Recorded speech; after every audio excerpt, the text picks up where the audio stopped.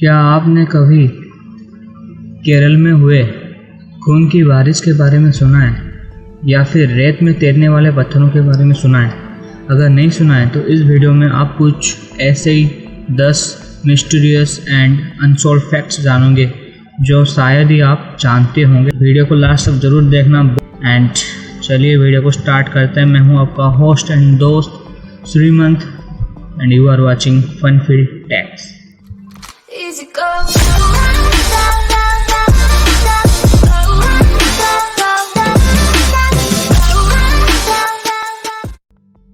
Number 10, groove sphere. South Africa में mining के दौरान माइनर्स को एक पत्थर मिलता है जो आप अभी स्क्रीन पर देख सकते हो। इस पत्थर का नाम है प्रीकैम्ब्रियन स्टोन, जो 2.8 बिलियन ईयर्स ओल्ड है, मतलब करोड़ों साल पुराने। तो ये साउथ अफ्रीका के बहुत से जगहों में मिलते हैं, लेकिन इन पत्थरों की हिस्ट्री के बारे में जांच किया तो पता चला कि इनके पत्थरों के बारे में कोई हिस्ट्री नहीं है। तो ये पत्थर आए कहाँ से, क्यों लाए गए और किसने लाया, इसका अभी तक कोई पक्का सबूत नहीं है। लेकिन साउथ अफ्रीका में बहुत से जगहों में पत्थर मिलते हैं और ये पत्थर दिखता तो मेटल के जैसे हैं, लेकिन है ये पत्थर। और ये पत्थरों को तोड़ना इतना आसान नहीं है। इसका कोई रीज़न नहीं है कि ये रॉक्स कहाँ से आए। Number 9, placebo effect. ये कोई मिस्टीरियस थिंग नहीं है, ना ही कोई फैक्ट है, पर ये एक तरह का हेल्थ कंडीशन है जिसमें ये एक्चुअली एक तरह का हेल्थ कंडीशन होता है जब इंसान डॉक्टर के पास जाता है अपनी बीमारी को लेकर। आपको कोई बीमारी हुई है, आप उसके सिम्टम को फील कर पा रहे हो और जा रहे हो डॉक्टर के पास, तो डॉक्टर आपको एनालाइज करता है, लेकिन वो जान नहीं पाता है आपका एक्चुअली क्या हुआ है। तो फॉर एग्जांपल, मतलब इसको सीरियसली मत लेना, ठीक है। फॉर एग्जांपल, आपको टाइफॉइड हुआ है, आपको डॉक्टर एनालाइज नहीं कर पा रहा है, लेकिन आपको कॉलेरा का मेडिसिन दे देता है, लेकिन 1 महीने बाद आप चेक करते हो कि आपका तबीयत ठीक हो जाता है एकदम से। तो ये एक इफ़ेक्ट होता है, एक ह्यूमन साइकोलॉजी होता है कि ये मेडिसिन जो डॉक्टर ने मुझे दिया है ये काम करेगा। ये सोच के अगर आप खाते हो या फिर सोचते रहते हो कि हाँ मेरा तबीयत पूरा ठीक हो जाएगा, तो वो गलत मेडिसिन भी ठीक कर देता है आपको। Fact number 8, Taos mystery. तो टाओज़ एक स्मॉल टाउन है न्यू मैक्सिको में, जहाँ के लोग एक लो पिच के humming sound just like this, ये साउंड वो सुनते हैं। पता नहीं वो साउंड कहाँ से आता है, कौन सा उसका साउंड का सोर्स है, लेकिन 24/7 से साउंड होता रहता है और वो लोग सुनते रहते हैं। लेकिन पूरे गांव में 100% में से 70% लोगों को ये साउंड सुनाई देता है, बाकी 30% को सुनाई नहीं देता है। जिन 70% को सुनाई देता है उनमें से 40% ये रिपोर्ट करते हैं कि हम लोग साउंड सुनते हैं, हम लोग का बिहेवियर चेंज हो जाता है, हम लोग अजीब तरह से बिहेव करने लग जाते हैं और बहुत नेगेटिव सा इफेक्ट पड़ता है हम लोग के ब्रेन में। और उनमें से 30% ये बोलते हैं कि ये हमिंग साउंड जब हम सुनते हैं हमारे कान, नाक, यहाँ से ब्लड निकलना चालू हो जाता है और हम लोग सेंसलेस होकर गिर पड़ते हैं। तो ये साउंड के बारे में जब साइंटिस्ट लोगों ने, रिसर्चर्स ने रिसर्च किया कि ये साउंड कहाँ से आ रहा है, EMF मीटर वगैरह लेकर, फिर भी वो पता नहीं कर पाए कि ये जो हमिंग साउंड है वो कहाँ से आ रहा है। मतलब 24/7 सुनाई देता है, लेकिन कोई अंदाज़ा नहीं है कि ये साउंड आ कहाँ से रहा है। So the mystery is unsolved. Fact number 7, sound of Turin. तो टूरिन एक जगह है इटली में, वहाँ पे रिसर्च के दौरान उन लोग को एक लाइनन क्लॉथ मिलता है रिसर्चर्स को, जिनमें एक फेस का प्रिंट होता है। तो कुछ लोगों का ये दावा है कि ये जो फेस का प्रिंट है उन्होंने उस फेस को देखा है। मतलब बहुत पुराने लोग बोलते हैं कि हम लोगों ने इस आदमी को देखा है जिसे क्रूसिफिकेशन के दौरान मारा गया है। तो क्रूसिफिकेशन एक प्रोसेस होता है जिससे क्या होता है, बॉडी में कील ठोक के मारा जाता है, जैसे कि जीसस क्राइस्ट को जैसे मारा गया था बॉडी में कील ठोक के, ठीक है। तो उस प्रोसेस को बोला जाता है क्रूसिफिकेशन, क्रूसिफिजन, तो सॉरी इट्स क्रूसिफिशन नॉट फिकेशन, मैंने फिकेशन बोल दिया था, इट्स क्रूसिफिशन। तो ये साइंटिस्ट लोग भी समझ नहीं पा रहे हैं वहाँ से, और कुछ लोग बोल रहे हैं कि ये शायद जीसस क्राइस्ट का फेस भी हो सकता है। लेकिन रिसर्च के दौरान उन्हें पता चला है कि ये मतलब ये 150 BC से लेकर 170 BC के अंदर ही कोई आदमी था, मतलब उसी के लिमिट में ही ये कपड़े में जो चीज़ है उसका एज है। ठीक है, तो अभी तक कोई पक्का प्रूफ नहीं है। कुछ साइट्स में कुछ बता रहे हैं, कुछ साइट्स में कुछ है, तो इसके ऊपर कोई डिटेल प्रूफ नहीं है। तो साइंटिस्ट लोगों भी ये लोग प्रूफ नहीं कर पा रहे हैं कि ये फेस किसका है। फैक्ट नंबर 6, डांसिंग प्लग जुट नहीं है। Fact number 5, lady days.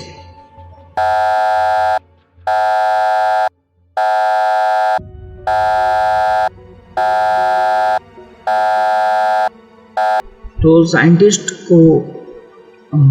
लोग जब रिसर्च कर रहे थे, रिसर्च के दौरान उनको चाइना में एक एंशिएंट बॉडी मिलती है जिसको वो लेडी डेज के नाम से जानते हैं। मतलब लेडी डेज उनका नाम दिया गया उस बॉडी का नाम। तो पता चला है कि वो बॉडी 2000 ईयर्स ओल्ड है। लेकिन हैरान कर देने वाली बात यह है कि उस बॉडी के मम्मी को इस तरह से प्रिजर्व किया गया है कि उसके जो स्किन्स हैं वो अभी तक सॉफ्ट हैं और उसके आर्म्स अभी भी मूव कर रहे हैं। मतलब हाईली प्रिजर्व किया गया है उसके मम्मी को। मतलब वो जो डेथ होने के बाद उस औरत की जो बॉडी को, या फिर हम मम्मी बोल सकते हैं, उसको प्रिजर्व करके रखा गया था एक मिस्टीरियस लिक्विड में। तो उस वो लिक्विड कैसे काम करता है, लिक्विड का कंपोजिशन क्या है, अभी तक साइंटिस्ट लोगों को भी कोई अंदाज़ा नहीं है। लेकिन ये अंदाज़ा किया जा रहा है कि ये जो बॉडी है 178 से लेकर 145 BC के बीच में है। तो मतलब उस बॉडी का एज है, तो अराउंड 50 इयर्स के एज में वो औरत की डेथ हुई है। तो उसको लेडी डेज के नाम से जाना जाता है। हैन डायनेस्टी की ये प्रिंसेस हुआ करती थी। 2000 इयर्स इसका बॉडी जो प्रिजर्व होके रह रहा है। मतलब 100 इयर्स पे हम अगर चेक करते हैं बॉडी को दफनाने के बाद तो वो हड्डी हो जाती है 100 साल के बाद। लेकिन ये 2000 साल तक प्रिजर्व किया हुआ है बस एक लिक्विड की वजह से, और वो लिक्विड क्या है अभी तक पता नहीं है। जो भी हो, साइंटिस्ट लोग तो रिसर्च कर रहे हैं लेकिन अभी तक नो सबूत। Fact number 4, spontaneous combustion. 1982 सितंबर 15 में जेनिन सैफरिन नाम की एक बच्ची के हाथ में अचानक से आग लग जाती है। तो उसके पापा उसके आग बुझाने के लिए उसके ऊपर पानी डालते हैं, लेकिन वो आग अपने आप उसके बॉडी में जलती रहती है। मतलब अचानक से उसके हाथ में आग लग जाती है, फिर उसके बॉडी में, पूरा बॉडी में आग लग जाता है और उसकी डेथ हो जाती है। मेडिकल के तरफ से आए तो उन्होंने चेक किया कि घर में आग लगने का, मतलब जहाँ पे जेनी थी वहाँ पे आग लगने का चांसेस ही पैदा नहीं हो रहा है। तो आग लगा भी नहीं है वहाँ पे। अचानक से उसके बॉडी में अपने आप आग जलने लगे और उसकी डेथ हो जाती है, पूरा बॉडी जल जाता है। तो ये कैसे हुआ, किस तरीके से हुआ, अभी तक no proof, no evidence found, but उसके बॉडी अपने आप जलने लगी। Fact number 3, red rain. 2001 में जुलाई से लेकर सितंबर तक इंडिया के साउदर्न पार्ट में यानी केरला में एक अजीब तरह की बारिश हुई जिसे वो रेड रेन या फिर खून की बारिश भी बोला जाता है। तो ये ऑर्डिनरी बारिश से बहुत ही अलग था। मतलब कंटिन्यूसली जुलाई से लेकर सितंबर तक जब भी बारिश होता था वो इसी रेड कलर के बारिश होता था। वेदर रिपोर्टर्स ने भी ये बताया कि कोई क्लाइमेटिक चेंजेस की वजह से शायद ये बारिश हो रही है। लेकिन इस बारिश में जो पानी के कंपोजिशन थे वो भी जान के आप हैरान हो जाओगे कि इस पानी में इस तरह के कंपोजिशन है जो पानी में डिजोल्व भी नहीं हो सकते। तो चलिए देखते हैं कौन कौन से कंपोजिशन है। तो जैसे कि आप अपने स्क्रीन पे अभी देख सकते हो, तो यहाँ पे आप देख सकते हो कि एलिमेंट एनालिसिस किया गया है। एक है एनालिसिस बाय CESS यानी central for art science and studies, और एनालिसिस एक किया गया है जो 2 साइंटिस्ट, हाई प्रोफाइल साइंटिस्ट, एक लुइस और एक कुमार, ये दोनों ने किया था। तो CESS से देखें तो उनके हिसाब से इस पानी में एल्युमिनियम का 1% है, कैल्शियम 2.52% है, कार्बन 51% है, क्लोरीन नहीं है, हाइड्रोजन नहीं है, आयरन 0.61% है, मैग्नीशियम 1.46 है, नाइट्रोजन ऑक्सीजन नहीं है, पोटासियम 0.26 है, फॉस्फोरस 0.08 है, सिलिकॉन 7.50 है, और सोडियम 0.49 है। तो मैंने जो जो एलिमेंट बताया लेफ्ट साइड में उनका जो फॉर्मूला है, मतलब शॉर्ट फॉर्म जो है वो वाला है AlCaHFe, ठीक है। तो एनालिसिस बाय लुइस और कुमार के अंदाजे से देखें तो एल्यूमिनियम 0.41 है, कार्बन 49.53 है, क्लोरीन 0.12 है, हाइड्रोजन 4.43, आयरन 0.97, नाइट्रोजन 1.84, ऑक्सीजन 45.42 और पोटेशियम फॉस्फोरस नहीं है, सिलिकॉन 2.85 और सोडियम 0.69। तो ये सब मिला है। तो कुल मिला के हम अगर ये सारे एलिमेंट्स के ऊपर चेक करें तो ये एलिमेंट्स इतने जल्दी डिजॉल्व होने वाले नहीं होते हैं।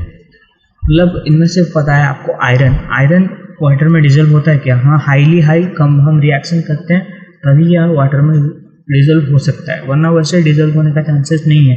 लेकिन ये सारे कंपोनेंट्स, ये सारे एलिमेंट्स प्रेजेंट करते हैं वहाँ पे उस पानी में मिले। तो इससे हमें क्या मिलती है?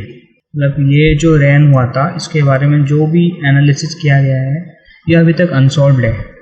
फैक्ट नंबर 2 और 1 से पहले जिन्होंने अभी तक चैनल को सब्सक्राइब नहीं किया है, फटाफट चैनल सब्सक्राइब कर दो और साथ में जो राइट में बेल आइकन है इसे सेट कर दो ऑल पे, ताकि सारी वीडियो की नोटिफिकेशन आपको मिलती रहे जितनी जल्दी मैं अपलोड करता रहूँगा। तो फटाफट सब्सक्राइब करें। फैक्ट नंबर 2, ये कोई ऐसे फैक्ट नहीं है, मतलब अजीब गरीब फैक्ट नहीं है। पता होगा नॉर्थ कोरिया या साउथ कोरिया, मतलब कोरिया समझ लो, ठीक है। तो और क्यूबा, ठीक है, ये दो जो कंट्री हैं यहाँ पे अमेरिकन प्रोडक्ट्स, खास करके कोका कोला की कंपनी के बनाए हुए प्रोडक्ट्स आपको यहाँ पे नहीं मिलेंगे। मतलब आपको इंडिया में कोका कोला के आपको मिल जाएंगे, हमारा स्प्राइट्स है, थम्स अप है, माजा वगैरह कोका कोला कंपनी के प्रोडक्ट आपको मिल जाएंगे यहाँ पे। लेकिन वहाँ पे कोका कोला के कंपनी के आपको एक भी प्रोडक्ट नहीं मिलेंगे, मतलब एक भी प्रोडक्ट आपको उन दो कंट्री में नहीं मिलेंगे। क्यों नहीं मिलेंगे उसके पीछे का रीज़न तो मुझे भी नहीं पता, लेकिन मेरे रिसर्च के मुताबिक मैंने जो सर्च किया है कि उन दो कंट्री में अमेरिकन ट्रेडिंग से रिलेटेड कुछ रेस्ट्रिक्शन है कि इतने चीज़ों का हम अमेरिका से ले सकते हैं और बाकी चीज़ों हम अमेरिका से नहीं लेंगे, मतलब ये उनका फंडा है। तो मुझे पता नहीं, लेकिन आपको अमेरिकन प्रोडक्ट्स बहुत कम मिलेंगे, खास करके कोका कोला का प्रोडक्ट बिल्कुल ही नज़र नहीं आएंगे। Fact number 1, the selling stone. तो ये जो स्टोन अभी आप अपने स्क्रीन पे देख सकते हो, ये लोग रेत में अपने आप चलते रहते हैं, जैसे कि आप देख सकते हो अपने स्क्रीन में। तो ये रेस्ट्राक्लाया एक डेजर्ट है, वहाँ पे ये स्टोन्स हैं, मिलते हैं ये स्टोन्स, ठीक है। और ये डेजर्ट के चारों तरफ फैले हुए हैं ये स्टोन्स, और ये अपने आप चलते रहते हैं। तो चलने के पीछे का रीज़न क्या है, चलने के पीछे का मोटिव क्या है, अभी तक पता नहीं चला। वो कुछ साइंटिस्ट के मुताबिक हैवी विंड की वजह से चलते रहते हैं, लेकिन उनके अपोजिट में कुछ साइंटिस्ट हैं जो ये मानते हैं कि ये पत्थर का वेट ह्यूमन या एनिमल के वेट से बहुत ही ज़्यादा है, तो विंड प्रेशर से मूव करना इज़ इम्पॉसिबल।